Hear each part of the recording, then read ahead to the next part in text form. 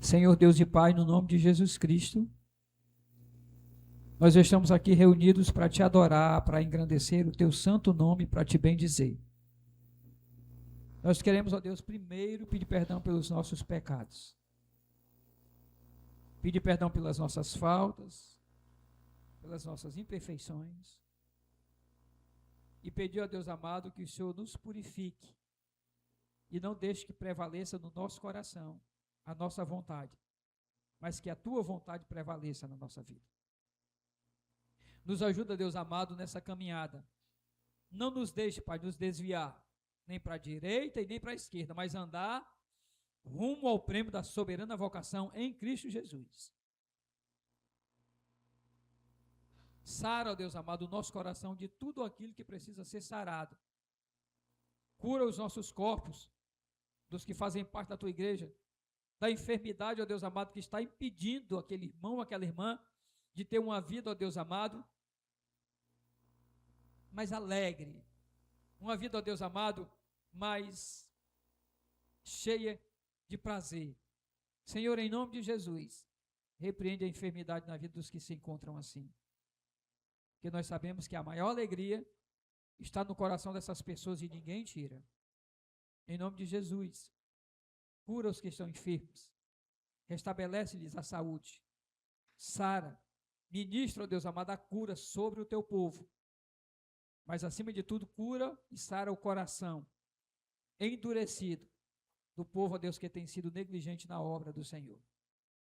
Abençoa essa igreja, abençoa a liderança dessa igreja com paz, e guarda os nossos corações na tua presença e no temor do Senhor. Que nessa noite o Espírito Santo de Deus fale à tua igreja, e a tua igreja seja edificada para a glória de Deus. É a nossa oração, e nós a ti oramos agradecidos no nome de Jesus, e a igreja diz: Boa noite, irmãos. Graça e paz. A graça do nosso Senhor e Salvador Jesus Cristo seja com todos os irmãos nesta noite. Gostaria que os irmãos abrissem as vossas Bíblias no Salmo 96. Aqueles que puderem ficar de pé, nós iremos ler 13 versículos.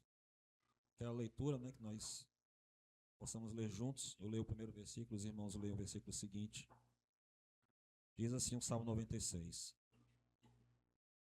Cantai ao Senhor um cântico novo, cantai ao Senhor todas as terras.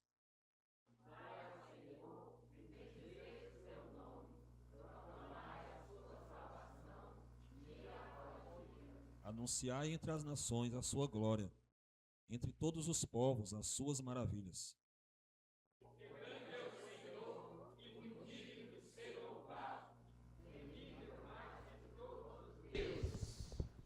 Porque todos os deuses dos povos não passam de ídolos. O Senhor, porém, fez os céus.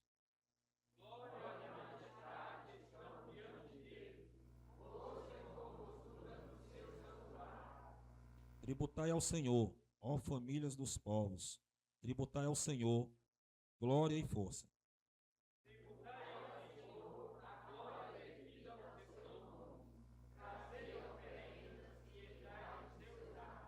Adorai o Senhor na beleza da sua santidade. Tremei diante dele todas as terras.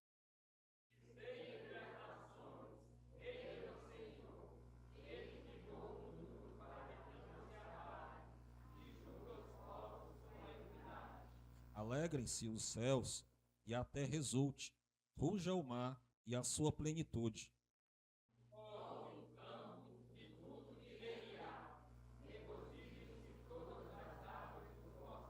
Todos. Na presença do Senhor, porque vem julgar a terra. Julgará o mundo com justiça e os povos consoante a sua fidelidade. Amém. Glória a Deus. Vamos orar. Senhor, em nome de Jesus, estamos mais uma vez aqui diante da tua santa presença. Muito obrigado, Senhor, por essa oportunidade que o Senhor nos concede de estarmos aqui na tua casa. Que tu possa abençoar este culto feito para ti. Que tu possa abençoar cada irmão que está aqui presente. Aqueles que não puderam vir, Senhor, que tu possa guardá-los, protegê-los, dar saúde àqueles que estão enfermos, aqueles que estão vindo pelo caminho, que tu possa trazê-los em paz também. Abençoa o pastor desta casa que vai trazer a tua palavra, que ele possa trazer uma mensagem do céu, Senhor, para os nossos corações, não aquilo que nós queremos, mas aquilo que nós precisamos para nossas vidas. Nos guarda, nos protege, nos dá uma noite abençoada e uma semana também, Senhor, para a glória do Teu nome. Em nome de Jesus, eu te oro e te agradeço. Amém. Esse Deus que nós entregamos o nosso louvor, ao único que é digno de receber a honra e a glória, a força e o poder, ao Rei eterno e imortal, invisível, mais real, a Ele ministramos o louvor. Ao único que é digno de receber a honra e a glória, a força e o poder, ao Rei eterno e imortal, invisível, mais real, a Ele ministramos o louvor.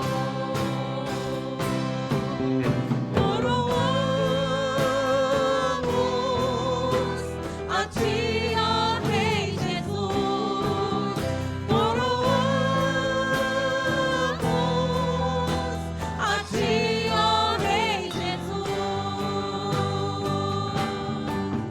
adoramos o Teu nome, nos rendemos aos Teus pés,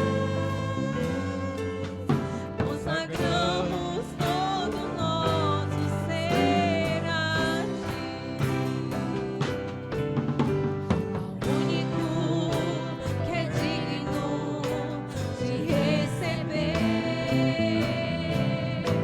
a honra e a glória, a força e o poder, ao Rei eterno e imortal, invisível, mais real, a Ele ministramos o louvor.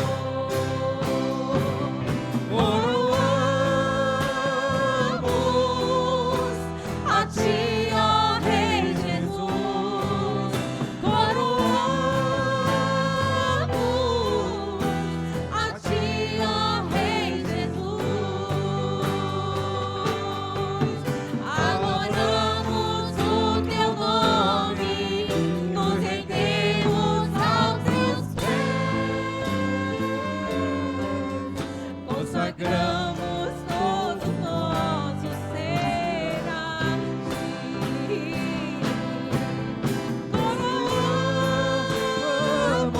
coroamos a Ti, ó Rei Jesus, coroamos a Ti, ó Rei Jesus, adoramos o Teu nome e nos rendemos aos Teus pés, consagramos todo o nosso ser a Ti,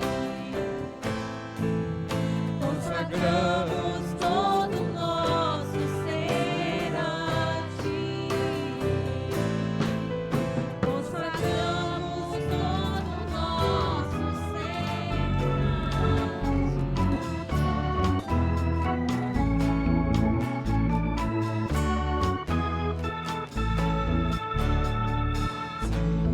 Deus é fiel para cumprir toda palavra dita a mim.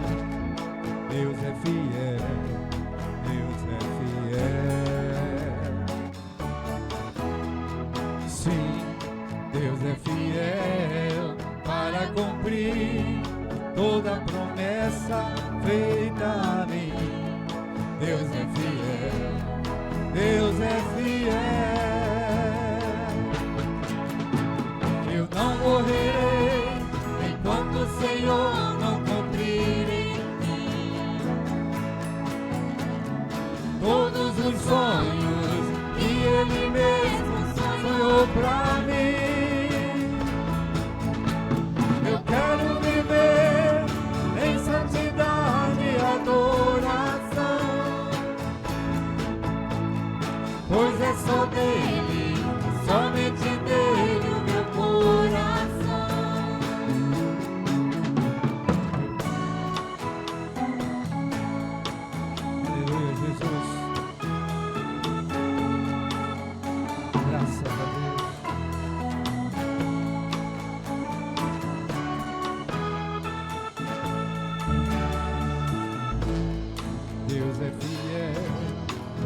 para cumprir toda palavra dita ali. Deus é fiel, Deus é fiel.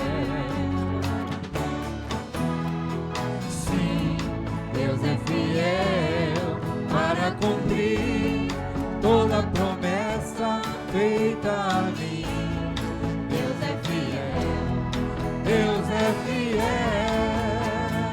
Eu não morrerei, eu não morrerei, enquanto o Senhor não cumprir em mim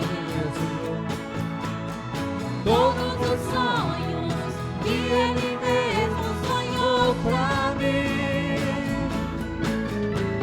eu quero viver em santidade e adoração,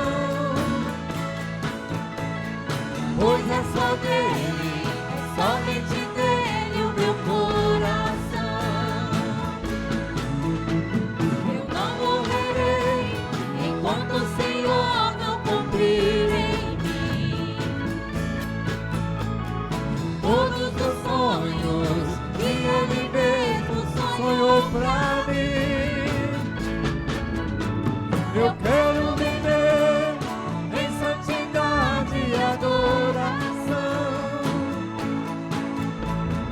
Pois é só dele, somente dele o meu coração. Pois é só dele, somente dele o meu coração. Pois é só dele, somente dele o meu coração.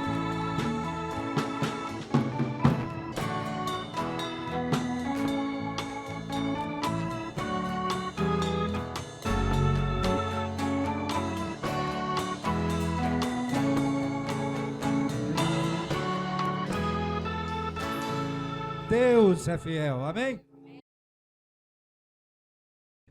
Num livro profético, tá bom? Esse livro profético, ele é muito longo, não vai dar para a gente meditar nele nessa noite, certo? A gente vai meditar em parte dele. Na verdade é brincadeira. Esse livro é o menor livro da Bíblia, é o livro do profeta Obadias. Eu queria que você abrisse nele. Eu não vou dizer para você abrir no versículo, vamos meditar em todo o livro do profeta Obadias hoje, que são 21 versículos. Se encontrar, você faz assim, ó: Isaías, Jeremias, Lamentações de Jeremias, Ezequiel, Daniel, Oséias, Joel, Amós, Obadias. Você chega lá. Quem está perdido aí vai se perder, porque Obadias é só uma página. Se você não seguir essa ordem que eu dissesse, você vai passar a folha para lá e para cá, você não vai achar não, você pode passar por cima, porque é só uma página. Tá bom? Então vamos lá. Isaías, Jeremias, Lamentações de Jeremias, Ezequiel, Daniel, Oséias, Joel, Amós, Oséias, Joel, Amós, Obadias. Abra a tua Bíblia aí no livro do profeta Obadias. Qual o capítulo? Ele só tem um capítulo. Nós vamos meditar em todo o livro do profeta Obadias hoje. Pronto, deixa aí esse versículo aí. Deixa esse versículo aí, tá bom? Nós vamos meditar nesse texto hoje. Eu queria que Deus trouxesse para você uma mensagem muito edificadora, de maneira que você crescesse nessa palavra, na palavra do Senhor, que você fosse edificado por essa palavra, fortalecido nessa palavra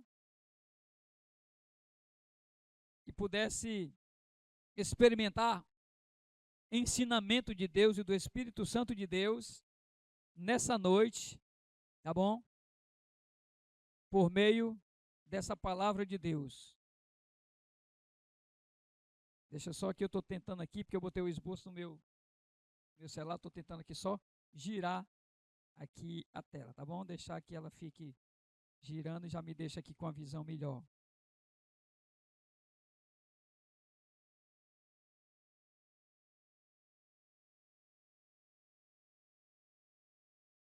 Vamos meditar nesse texto. Essa noite eu queria mergulhar com você nesse texto, mas eu queria primeiro trazer para você o contexto dele, para você entender. Eu vou abrir aqui também na minha Bíblia, tá bom? Deixar aqui o esboço aqui. Vou abrir aqui também na minha Bíblia, tá bom? O livro do profeta Obadias, Ezequiel, Daniel, Oséias, Joel, Amós. Estou chegando. Joel, Amós, Obadias, que é um capítulo só e tem 21 versículos, tá bom? Ele é o menor livro, como eu falei para vocês, tá certo? E esse texto aqui é engraçado, esse livro profético, ele é engraçado por causa de uma coisa. Normalmente, quando você estuda as profecias, ou o profeta falando para o rei e para o povo, ou o profeta falando para o povo, né, de Deus, por conta da desobediência, ou da liderança, ou do povo. Esse texto aqui é um texto diferente. É uma profecia completamente diferente da profecia normal profética. Eu vou contar o contexto para você entender para quem é que Obadias está falando e o que ele quer falar, tá bom? Essa noite nós vamos mergulhar no livro mais curto da Bíblia, mas não obstante ser o mais curto, ele tem uma mensagem muito profunda para mim e para você. São 21 versículos só. É uma página da nossa Bíblia. E ainda assim é uma mensagem extremamente atual sobre, guarde no seu coração, orgulho, indiferença, justiça divina e restauração. O que o profeta fala é sobre orgulho, indiferença, justiça divina e restauração. Obadias vai profetizar contra Edom. Quem era Edom? Quem era Edom? No texto bíblico, ele está se referindo a um povo, os edomitas. Quem é esse povo? Esse povo, você aprendeu hoje. Hoje vamos estudar o profeta Isaías nessa pregação toda. Nunca mais, quando alguém falar de Obadias, você vai entender tudo sobre Obadias e vai entender todo o contexto, entender a profecia para quem era e o que significava. A gente vai conseguir fazer isso hoje em nome de Jesus. Então Obadias, ele profetizava contra Edom. Quem era Edom? Os descendentes de Esaú. Quem era Esaú? Era o irmão gêmeo de Jacó. Que quando ele nasce, Jacó nasce segurando no pé. Mas se dividem. Vocês lembram que eles têm um conflito já na infância, né? Porque Jacó rouba a primogenitura de Esaú. E Jacó depois foge. E depois reencontra com ele, né? E Deus já preparou tudo, eles já se perdoam. Mas ali cria-se dois povos, os edomitas e a descendência do povo de Deus. Os edomitas, que era descendência de Esaú, eles têm uma marca triste na vida deles. Tá certo? Qual é a marca triste na vida deles?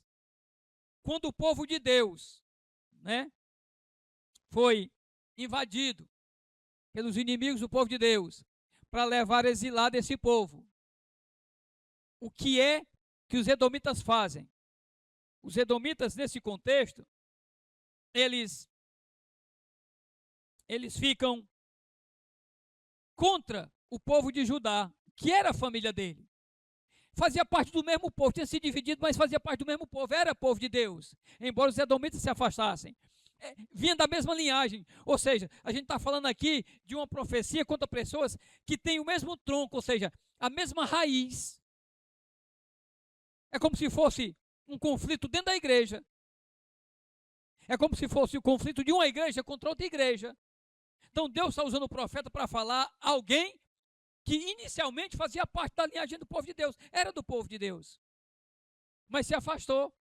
E eles, quando o povo estava sofrendo, ia ser levado cativo, o que é que eles fizeram? Eles começaram a se alegrar com a dor do povo. Eles começaram a torcer pelo fracasso do povo. Eles começaram a saquear a terra do povo que estava sendo levado em exílio. Eles começaram, algumas pessoas tentaram escapar, sabe o que é que eles faziam? Eles pegavam os fugitivos e entregavam para o inimigo do povo de Deus. Tudo de um mesmo povo. Eles faziam isso. Por isso que essa profecia, ela tem um peso muito maior. Ela tem um peso muito mais forte, muito mais sério. Porque uma profecia de um profeta que Deus levanta para falar contra Edom, que era da linhagem de Esaú, que estava desejando o mal do povo e foi contra o povo e não ajudou o povo em nenhum momento. Viu o povo sofrendo e deixou. E quando alguns tentaram fugir, eles pegavam os fugitivos e entregavam para o inimigo. Sabe, pensou a dor? Era como se fosse assim, um sobrinho, um tio entregando um sobrinho, em outras linguagens, um primo entregando outro primo. Sabe, parou para pensar isso? No grau de seriedade que é essa profecia, porque ela trabalha num povo que tem a mesma linhagem, que vem praticamente do mesmo grupo, quase. É claro que são separados pelos irmãos, tudo bem, mas que tiveram o mesmo pai.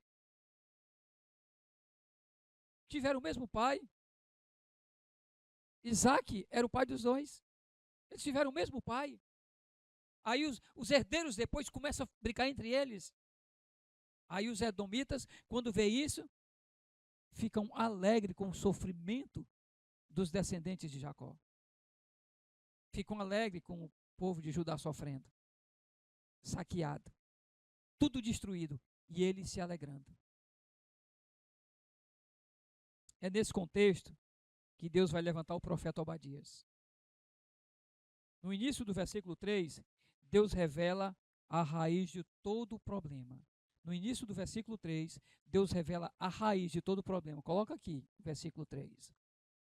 A soberba do teu coração te enganou. Preste atenção. A soberba do teu coração te enganou. Quem eram os edomitas? Os edomitas foram povos que foram descendência de Esaú, chamado Edom, e eles foram morar onde? Eles foram morar nas encostas das montanhas. Nas encostas das montanhas. Lá das montanhas rochosas de Seir. Eles foram morar lá. E lá, eles achavam que era um lugar seguro. Eles firmaram alianças com outros povos. Preste atenção. Eles firmaram aliança com outros povos. E eles se sentiam por morar nas encostas da montanha. Você sabe que, antigamente, o próprio Monte de Sião era no monte. Jerusalém era no monte. E quando você tem um castelo ou um palácio no local desse, você fica mais protegido, que você consegue ver o inimigo. Você está praticamente numa fortaleza, num lugar que dá uma melhor condição para você ver o teu adversário. Edom estava num lugar desse. Ou seja, era um lugar que praticamente era inalcançável, era difícil chegar lá. Ele estava nas encostas da montanha, das montanhas de Seir. E ele fez aliança com outros povos. Então o que é que aconteceu? Eles começaram a acreditar que essa posição geográfica, suas alianças e suas estruturas, elas eram suficientes para garantir a eles segurança. Preste atenção. Os edomitas começaram a acreditar que a estrutura geográfica, o lugar que eles estavam, as alianças que eles fizeram, eram suficientes para garantir a ele segurança. Ou seja, eles depositaram no lugar que eles estavam a sua fortaleza. Já volta para cá. Coloca aí o Salmo 18. Versículos 1, 2 e 3, eu acho. Salmo 18. Já na tela? Eu te amo, ó Senhor, força minha. O Senhor Deus é a minha rocha e a minha, o meu Deus, pode ler, em quem? O meu escudo, a força da minha, o meu baluarte. Para aí. Olha quem é que o salmista constitui como fortaleza. Quem é que ele constitui como fortaleza? Deus. Vamos para Naum, capítulo 1, versículo 7. Naum, capítulo 1, versículo 7. Guarde no coração. Naum 1, 7. Deus é bom, é fortaleza no dia da tua angústia. E conhece o coração dos que nele se... A igreja diz esse versículo, decora. Deus é bom, é fortaleza no dia e o que nele se refugiam. Vai lá para o Salmo de número 46, versículos 1, 2 e 3, mais ou menos, que diz o quê? Deus é o nosso refúgio e fortaleza, socorro bem presente nas Por que é que eu peguei esses 3? Tem vários outros textos da Bíblia. Porque um homem de Deus, uma mulher de Deus, não confia no que ele construiu, não confia no que ele fez como a segurança da vida dele, como a fortaleza da vida dele. O Salmo diz, o Senhor, Deus é bom, Naum diz, Naum capítulo 1, versículo 1, versículo 7, Deus é bom e é fortaleza, no dia da tua angústia. Quem é fortaleza para esse homem? Deus. Quem é fortaleza para o salmista no Salmo 18? Deus. Quem é a fortaleza para o salmista no versículo 46? Deus. Quem é a fortaleza para Edom? As montanhas e as alianças que ele formou. Então ele começou a acreditar que o que ele construiu era suficiente para guardar a vida dele e proteger a vida dele. Ele acreditou que aquilo que ele fez, ou o ponto que ele alcançou na vida, vai acontecer com muitos crentes, o estágio de vida que ele alcançou, ele vai acreditar que é suficiente para proteger ele e guardar do mal. Aí vem a primeira lição espiritual do livro. Quando a nossa segurança, guarde isso no seu coração, quando a minha segurança, quando a sua segurança deixa de estar em Deus e passa a estar naquilo que a gente conquistou, o orgulho vai cegar a mim e a você.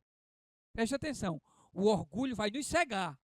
Quando a nossa confiança está no que a gente construiu, o orgulho vai nos cegar. E ele sempre vai produzir na minha vida e na sua vida engano espiritual. Espiritualmente, aquele povo estava enganado. Ele estava enganado espiritualmente. Ele estava confiando em quem? Naquilo que eles construíram. No local onde eles estavam. Nas alianças que eles fizeram com outros povos. Esse é o primeiro problema de Edom. Tá bom? Então, eles não percebiam que estavam... E normalmente, quando você está enganado espiritualmente, você está espiritualmente vulnerável. Preste atenção. Eu e você, depois que Cristo nos alcançou, nós somos homens e mulheres de Deus. A nossa vida espiritual ela tem que estar firmada em Cristo. Em toda e qualquer situação, ela tem que estar firmada em Cristo. Eu falei para vocês, mas eu não contei essa parte não. Eu sempre, desde os meus filhos novinhos, o Guilherme foi assim, e também é com esses. Quando a gente passa grandes aflições, eu sempre procuro fazê-los,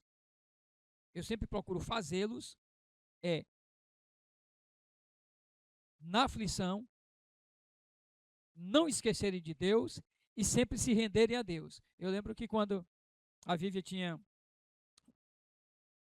desde cedinho ela ora, desde pequenininha ela ora, quando ela tinha 2 anos e meio,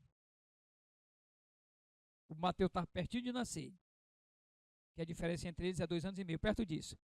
A Vivian foi, eu estava sentado na cadeira da cozinha, e a Vivian foi fechar a porta do armário, e vocês sabem que aquela porta do armário tem um jogo de dobradiçazinha que é engraçado, que, por exemplo, ela para fechar, ela abre uma brecha entre a dobradiça para poder fechar.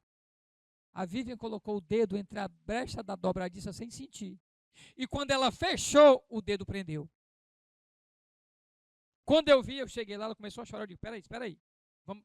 Aí eu fui analisar a dobradiça. Eu disse, é o seguinte, o papai vai fechar um pouquinho, porque quando ela fecha, ela faz uma aberturazinha.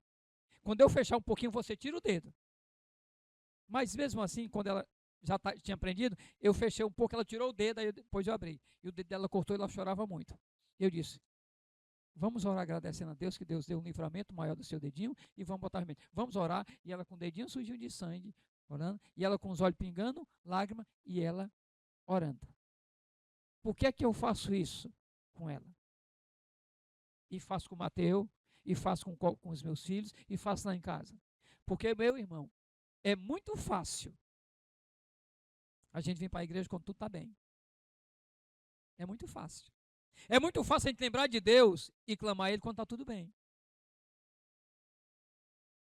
Mas às vezes, no pior momento, às vezes a gente esquece de Deus.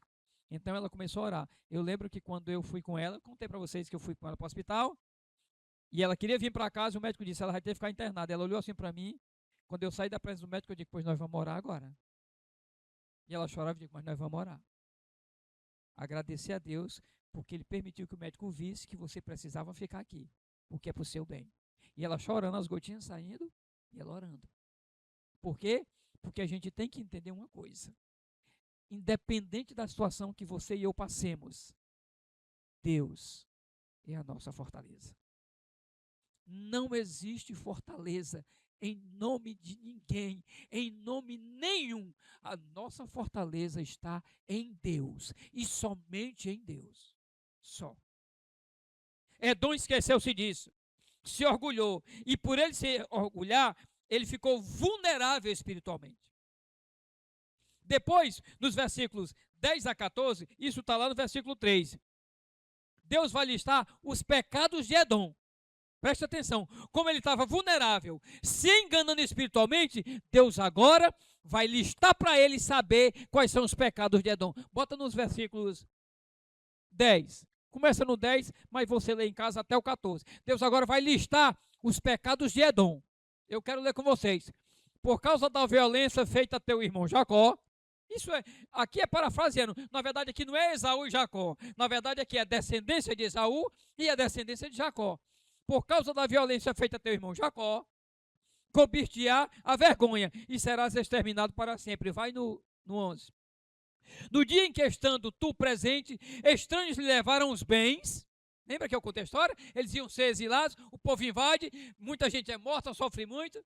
E estrangeiros entraram pelas portas e deitaram sorte sobre Jerusalém. Foi quando Jerusalém foi destruída. Tu mesmo eras um deles. Vai adiante. Mas tu não devias ter olhado com prazer para o dia de teu irmão, o dia da sua calamidade, nem ter te alegrado sobre os filhos de Judá, no dia da sua ruína, nem ter falado de boca cheia, no dia da angústia. Vai adiante. Não devias ter entrado pela porta do meu povo, no dia da sua calamidade. Tu não devias ter olhado com prazer para o seu mal no dia da sua calamidade, nem ter lançado mão dos seus bens no dia da sua calamidade. 14. Não devias ter parado nas encruzilhadas para exterminar os que escapassem, nem ter entregado os que restassem no dia da angústia. Um irmão, entre aspas, fazendo isso com outro. Os descendentes de um irmão fazendo isso com outro.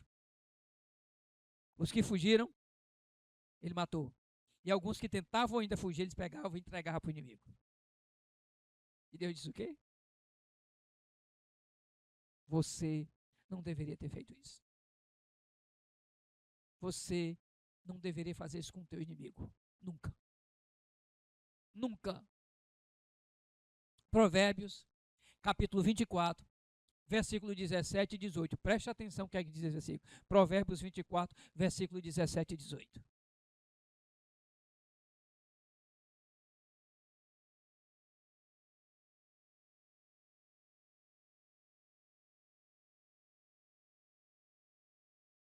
Quando cair o teu inimigo, não te alegres.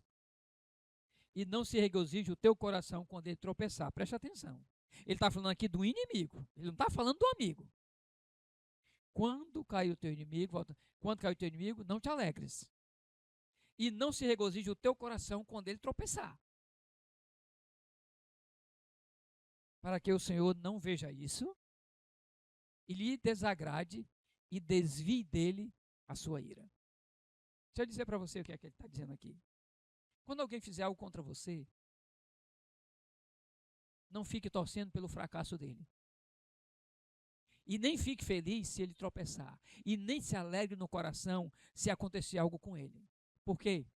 Porque Deus pode desviar dele a ira que tinha contra ele pelo que fez com você, só pela forma como você reagiu no sofrimento dele.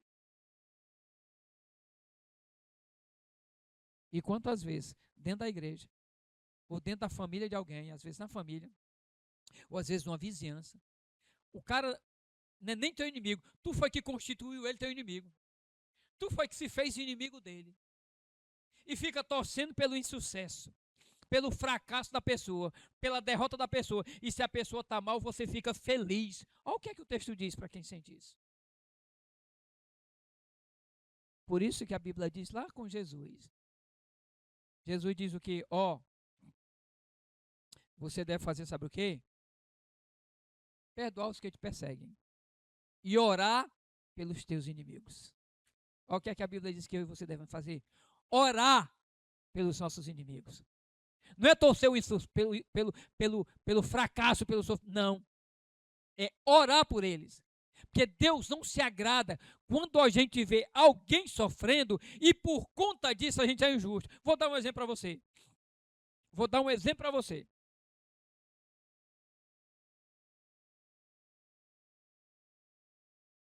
Vamos supor que alguém, num determinado dia, furtou o teu celular ou o teu relógio. Alguns dias depois, passados alguns dias depois, você vê esse cara numa rua, presta atenção, o roubo do teu celular foi uma coisa. Mas outro dia você vê ele sendo injustiçado e sendo agredido injustamente. E você fica torcendo por essa violência porque ele te roubou. Deixa eu fazer a pergunta para você. Você acha que isso agrada a Deus?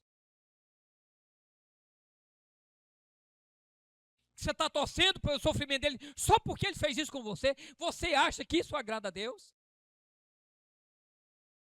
Deus não pensa como você pensa.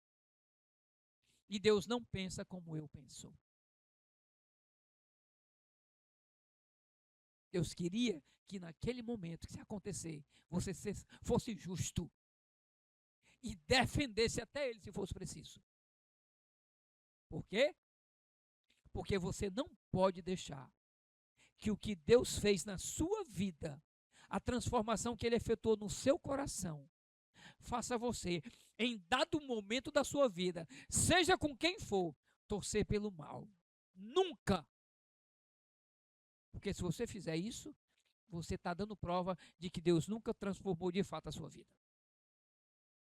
Porque se ele tivesse transformado, ou se ele transformar, você jamais faria uma coisa dessa. O que é que ele está dizendo para Edom? Edom, por que é que você torceu pelo insucesso dos seus irmãos? Edom, por que é que você fez isso contra o teu povo, os teus irmãos? Você saqueou a terra dele. A terra dele estava toda destruída. Você ainda foi lá tirar despojos, tirar bens para você. Você ainda, os que estavam escapando, você matou. E os outros que tentavam fugir, você os pegou e entregou para o inimigo. Edom, o que foi isso que você fez, Edom? Às vezes, meus irmãos, eu e você fazemos a mesma coisa. Tem um irmão na igreja que você não concorda ou discorda, aí você fica torcendo pelo insucesso dele ou dela. Dentro da igreja do Senhor Jesus. Você fica perseguindo. Você só não faz orar, você sabe que Deus não vai ouvir, mas fica torcendo pelo insucesso da pessoa. E aí, que o texto fica sério por conta disso que aconteceu, né? Obadias nos ensina que Deus não julga apenas quem pratica o mal. Deus não está julgando só o povo que levou cativo o povo de Deus, não. Mas Deus também castiga aquele que está se beneficiando daquele que está sofrendo o mal. Aquele que está beneficiando-se do que sofre o mal, Deus também não se agrada. Não se agrada.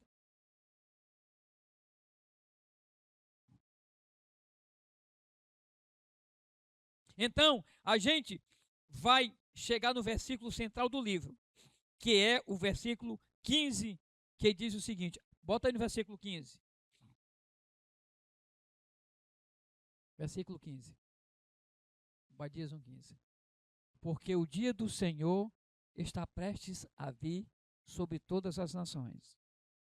Como tu fizeste, assim se fará contigo. Presta atenção. Do jeito que você fez, assim será feito com você.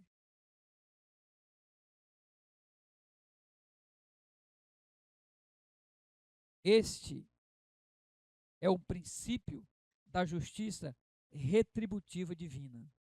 Não é uma vingança. É uma coerência moral. Porque Deus vai responder às ações humanas de maneira proporcional. O que Edom plantou, Edom vai colher. Estou falando isso para que você e eu vigiemos. Porque muitas vezes a gente age do mesmo jeito. E o que eu plantar, o que você plantar, você e eu vamos colher. Você e eu vamos colher. E aqui, Obadias não está profetizando. O texto aqui nem é profecia contra os que oprimiram o povo de Deus. Nem é. Obadias não está nem profetizando contra aquele evocativo e destruiu Jerusalém. Nem é. A profecia de Obadias é contra aqueles que viram o povo sofrendo e não fizeram nada. A profecia aqui de Obadias é contra aquele que foi negligente, no sentido de cuidar e ajudar e defender e não torcer pelo insucesso. E quantas vezes a gente torce pelo insucesso do outro? Pelo fracasso do outro? Quantas vezes? A gente fica desejando o insucesso do outro, o fracasso do outro? Quantas vezes? Meu irmão, eu e você, nós fomos chamados por Deus para abençoar a vida das pessoas. Deus disse para Abraão: Abraão, sê tu uma bênção. Eu vou abençoar os que te abençoarem. Eu vou amaldiçoar os que te amaldiçoarem. Tão somente sê tu uma bênção. Onde você chegar, abençoe as pessoas. E quantas vezes a gente não vive essa vida? A gente parece mais com Edom, que fica agindo de forma diferente do que Deus ensina. Esse livro de Obadias é fantástico por isso, porque ele vai falar de um Deus que está olhando para o que está acontecendo e ele não está indiferente ao que está acontecendo. E Edom efetivamente não teve culpa do povo ser levado cativo, não teve. Mas teve culpa porque poderia ajudar o povo e lutar com o povo e defender. Embora ele tivesse como inimigo, mas deveria defender, não torcer pelo insucesso. E às vezes eu e você fazemos do mesmo jeito. Só tem uma coisa. O livro não termina com juízo. O livro está falando de juízo, mas ele não vai terminar com juízo. A partir do versículo 17, o foco muda. E muda completamente. E Deus sai de Edom e volta os seus olhos para Sião. O povo que foi oprimido, que está destruído. Jerusalém, Jerusalém. E Deus fala assim, no versículo 17, por favor. Mas no Monte Sião haverá livramento. No Monte Sião haverá livramento. Jerusalém estava destruída, humilhada, parecia o fim de tudo. Mas Deus vai declarar que a última palavra na vida dos que são de Deus não é a destruição, é a restauração. Talvez você entrou aqui com a vida destruída. Talvez você entrou aqui com o coração destruído. Eu quero dizer para você nessa noite que a última palavra de Deus para os seus filhos não é a destruição, é a restauração. Deus é um Deus que restaura tudo na nossa vida. Deus faz novo na nossa vida todas as coisas. E aqui a gente vai aprender uma verdade muito profunda, que a humilhação do povo de Deus nunca vai ser o fim da história. Nunca. Depois no versículo 18, tem uma imagem muito forte. Bota aí. Versículo 18. A casa de Jacó será fogo, e a casa de José chama, e a casa de Esaú restolho. Aqueles incendiarão a estes e o consumirão. Vamos lá. A casa de Jacó será fogo, e a casa de José chama, e a casa de Esaú restolho. Engraçado, né? O que é que ele está dizendo aqui? o forte será palha, e o fraco será fogo. Olha o que é que o texto está dizendo. O forte, quem era o forte aqui? É Edom. Ele não estava confiando na força, nas montanhas, nas alianças. Ele diz, não. O forte será palha. E o fraco, que é quem está sofrendo, ele disse, será fogo e será chama. O que é que ele está falando? O que é que Deus está falando para nós naquele momento? Isso revela algo impressionante. Quem parecia ser forte era na verdade palha. E quem parecia fraco era na verdade fogo. A força real não é visível aos olhos humanos. Ela é espiritual. A força real, ela não é visível aos olhos humanos. A força real, ela é espiritual. A força real, ela é espiritual. Então, a gente tem que entender que, embora em alguns momentos a gente possa estar parecendo estar fraco, mas Deus está nos fortalecendo. Deus está renovando as nossas forças. A Bíblia diz que Deus usa as coisas tolas desse mundo para confundir as sábias. Usa as fracas para confundir as fortes. Por quê? Porque a visão do homem e da mulher de Deus, ela não é material, ela não é física, ela é espiritual. Um homem de Deus, ele não está preso às circunstâncias desse mundo. Por isso que o profeta Abacuque diz, ainda que a figueira não floresça, que não haja fruto na videira, o produto da oliveira minta, nos currais não haja gado, as ovelhas sejam arrebatadas do aprisco, todavia eu me alegrarei no Senhor e exultarei no Deus da minha salvação. Ele faz os meus pés como da corça e me faz andar altaneiramente. Ou seja, ele me coloca acima de tudo isso. Por quê? Porque Deus é um Deus que renova a nossa força e o nosso vigor. Porque a nossa força ela é espiritual, ela não é física. A nossa força é espiritual. E ele já lá escreve no livro do profeta Isaías, eu acho que lá no capítulo 40. Os fracos caem, os jovens e os mancebos caem, mas os que esperam no Senhor renovam as suas forças. Sobem com asas como águia, correm e não se cansam, caminham e não se fatigam. O que é que ele está falando? Que a nossa luta é espiritual. A nossa luta não é física, não é o que a gente vê. A gente não caminha pelo que a gente vê, a gente caminha por fé. Por isso que Paulo, pegando já de Abacuque, ele diz, o justo viverá por fé. Eu e você viveremos, não é por aquilo que a gente vê, mas a gente vive por fé, naquilo que a gente confia do nosso Deus.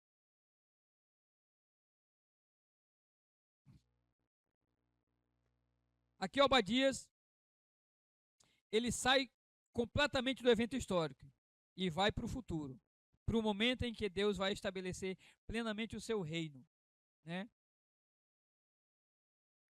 Vamos ler para mim, vamos ler aí o versículo de número 21, por favor. Versículo 21, que já é finalizando.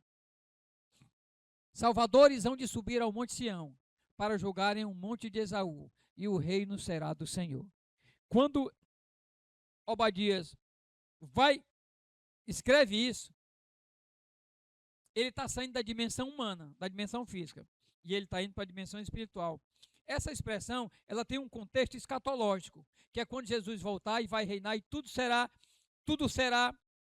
um reino, o reino do Senhor. Mas ela também tem um contexto que é quando o reino de Deus foi estabelecido com a vinda de Cristo, declarando para mim e para você que o reino de Deus já está em nós. O reino de Deus já habita em nós, quando nós recebemos a Cristo como Senhor. Então o reino já está em nós. Então nós já experimentamos essas lutas espirituais em nosso favor. O profeta Obadias está fazendo referência a isso. Ou seja, o reino será do Senhor. E se o Senhor é aquele que reina na sua vida e reina na minha vida, a gente pode descansar o nosso coração. E não se afligir. Porque Deus é quem cuida de nós. Deus é quem cuida de nós. O foco foi mudado. O olho foi mudado. Deus olhou agora para Sião. Mas ele não esqueceu daquele pecado de Edom. É bom a gente lembrar. E é por isso que Obadias é um profeta. E a boca de Deus nos falando e trazendo uma mensagem tão atual. Ele nos convida a refletir como a gente vai reagir. Como é que nós vamos reagir diante do sofrimento do nosso próximo? Existe um prazer secreto dentro do meu coração, do seu coração, na queda de um irmão, de alguém? Existe um prazer secreto? A gente fica torcendo por o fracasso de alguém?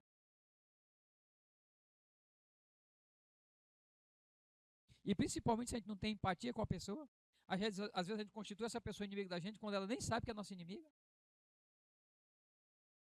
A gente confia em nossas próprias fortalezas, como Edom, que está nas montanhas, ou a gente confia em Deus? Obadias lembra, e eu quero abrir o seu olho espiritual para que você lembre de uma coisa. Obadias nos lembra que o nosso Deus, ele vê detalhes. Deus, ele vê detalhes. A gente acha que Deus só vê as grandes coisas. Não, Deus vê detalhes na nossa vida. Como vê na vida dos nossos inimigos.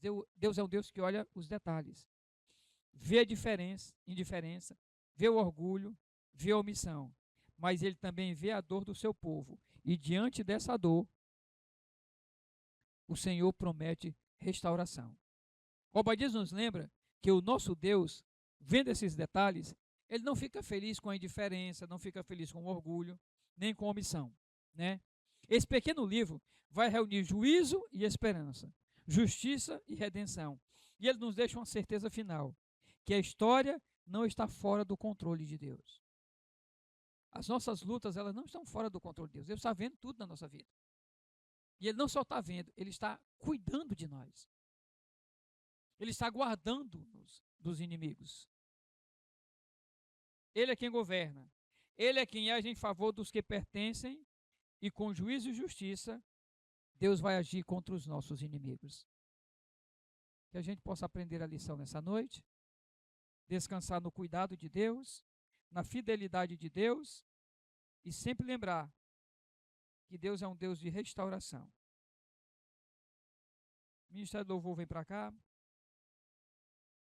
Eu queria convidar vocês a fechar os olhos, conversar com Deus, apresentar a sua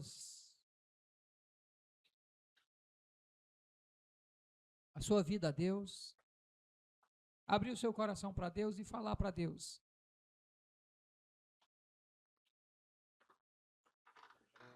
Sobre essa câmara secreta aí que tem dentro do seu peito, do seu coração, que só Deus conhece. Curve a sua cabeça, feche os seus olhos e ore a Deus. Converse com Deus. Apresente a sua vida e a sua luta a Deus. Vamos orar por alguns instantes. É você e Deus agora só.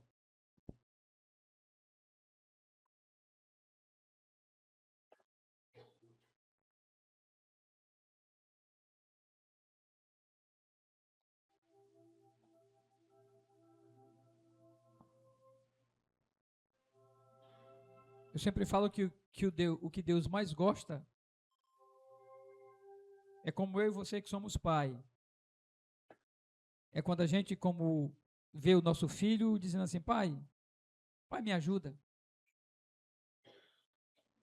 Pai, me ajuda aqui, pai. A palavra que Deus mais gosta de ouvir da nossa boca é, Senhor, nos ajuda, Senhor. Senhor, nos ajuda porque a nossa esperança não está em ninguém, está somente em Ti. Nos ajuda, Pai. Sara as feridas do nosso coração, Senhor. Sara, Deus, as feridas do nosso coração, Pai. Perdoa os nossos pecados. Senhor, cura o nosso coração para que o milagre exterior aconteça. Em nome de Jesus. Meu irmão, saiba que o milagre só acontece na sua vida quando dentro do seu coração acontecer o primeiro milagre. O primeiro milagre da nossa vida, primeiro acontece no coração.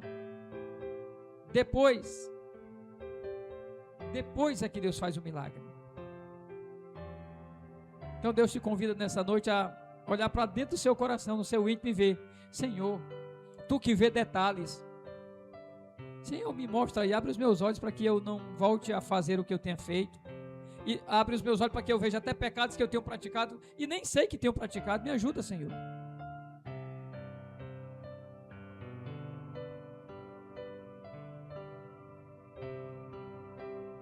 Converse com Deus, seja honesto com Deus. O que Deus espera de nós é honestidade. Não é que a gente faça uma oração bonita, não. Ela tem que ser simples, mas ela tem que ser honesta. Sabe por quê? Eu consigo esconder da minha esposa, eu consigo esconder da igreja o que eu quiser, que o ser humano consegue. Mas eu não escondo nem de mim mesmo, nem de Deus. Do mesmo jeito você pode esconder de mim, da esposa, da igreja, de todo mundo, mas você não esconde de você e nem de Deus. E Deus convida você nessa noite para endireitar a tua vereda. Deus te convida nessa noite para mudar o foco. Sabe, muda o foco da tua vida. Deixa Deus preparar esse teu caminho, sabe? Começa a preparar esse caminho junto com Ele.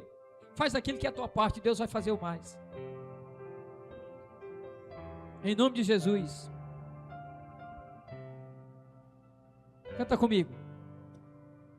Estou preparando o caminho, endireitando as veredas. E cada vez mais diminuindo, porque importa que Ele cresça.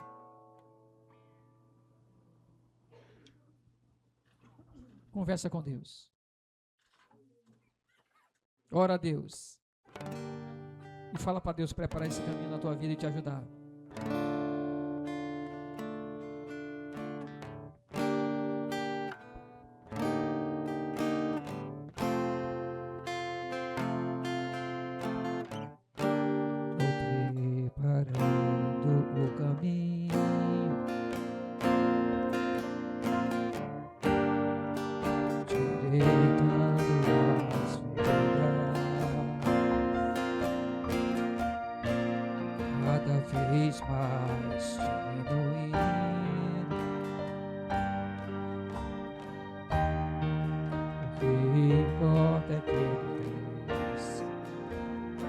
Assim, nele o meu prazer está, eu não sou digno de desatar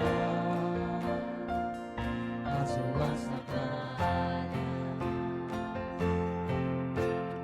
Nele a minha vida está, eu caminho com a certeza de que Ele virá.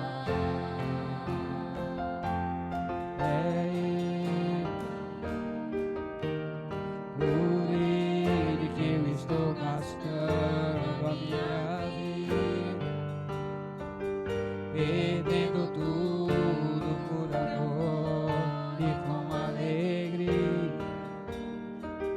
dono dos meus dias. Diga, estou preparando o caminho. Estou preparando o caminho. Sabe, dia a dia nós temos que estar preparando o caminho, deixando Deus tomar mais parte da nossa vida, que às vezes não queremos deixar, deixando Ele crescer mais na nossa vida, diminuindo nós e as nossas vontades. A igreja canta e diz: nele o meu prazer está.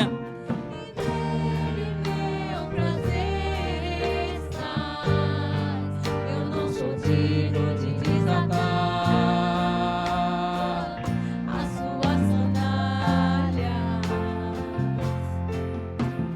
nele a minha vida está. Eu caminho com a certeza de que Ele virá.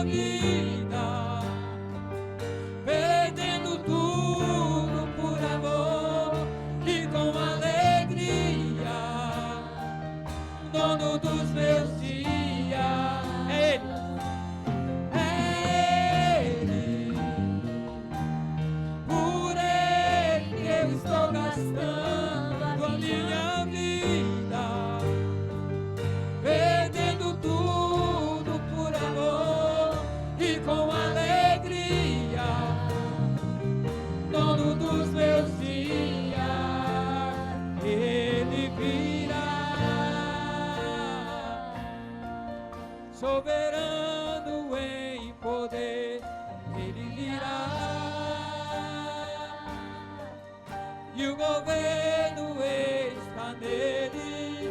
Vejam, ele traz consigo a sua recompensa. ele virá, soberano em poder,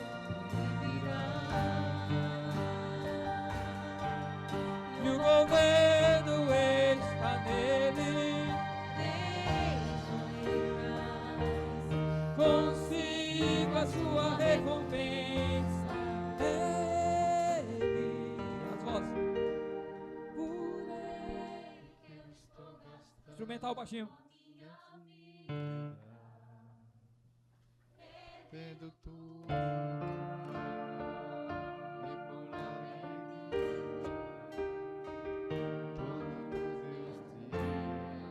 É ele.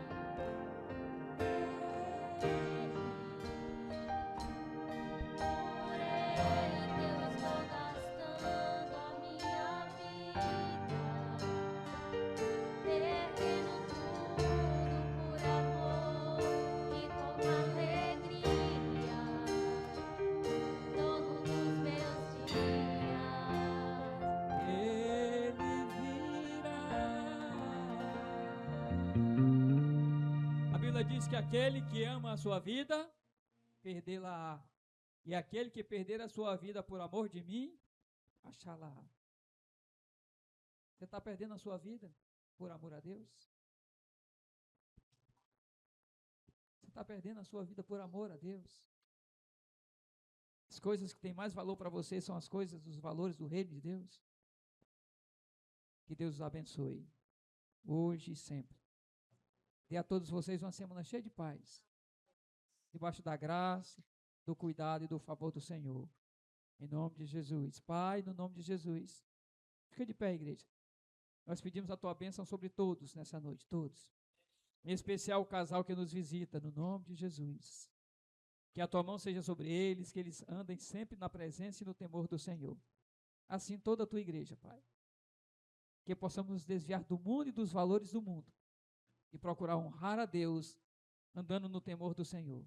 Nos dá uma semana cheia de paz, que possamos glorificar o teu nome em cada ato nosso nessa semana e confiar no teu cuidado, que o Senhor proteja cada filho, cada esposa, cada marido, cada família, em nome de Jesus, que derrame tua graça e teu favor e proteja e guarde do mal, em nome de Jesus. É a nossa oração, amém.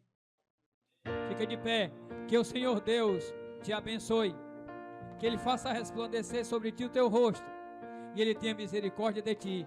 Ele te conceda a sua graça e a sua paz, e a sua bênção seja sobre ti, em nome de Jesus. A igreja diz amém, em nome de Jesus, em nome de Jesus.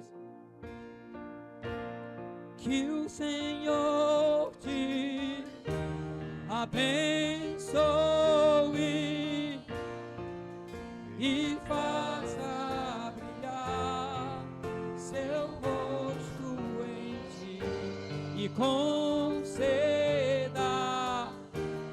Sua graça e te dê paz. Só as mulheres. que o Senhor te abençoe e faça brilhar seu rosto em ti E conceda sua graça e te dê paz.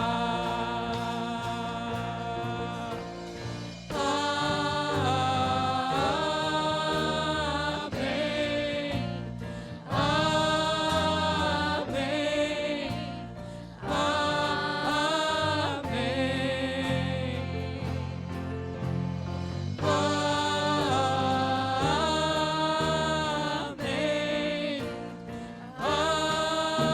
amém, amém. Glória a Deus, Deus te abençoe com a semana cheia de paz, no nome de Jesus.